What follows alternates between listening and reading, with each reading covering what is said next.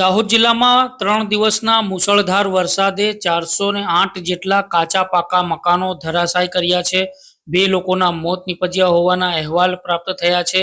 7 લોકો ઈજાગ્રસ્ત બન્યા છે તેમજ 2 પુલનું પણ ધોવાણ થયું હોવાનું સામે આવવા પામ્યું છે।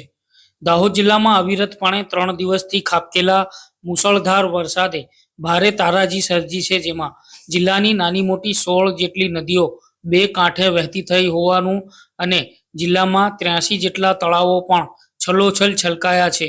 જ્યારે વરસાદના કારણે 2 લોકોના જીવ ગયા હોવાના અહેવાલ પ્રાપ્ત થયા છે। સાથે જ 14 જેટલા મૂંગા પશુઓના મોત પણ વધુ વરસાદના કારણે થયા હોવાના અહેવાલ પ્રાપ્ત થયા છે।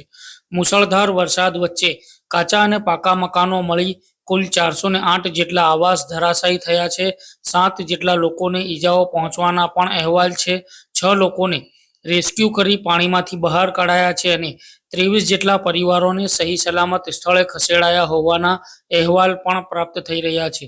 જ્યારે આ વરસાદી માહોલની અતિવૃષ્ટિથી 95 જેટલા લીલાછમ વૃક્ષો ધરાશાયી થયા હોવાના અહેવાલ સરકારી તંત્ર દ્વારા પ્રાપ્ત થઈ રહ્યા છે। આની સાથે જિલ્લામાં 2 પુલનું પણ ધોવાણ થયું હોવાના અહેવાલ મળ્યા છે।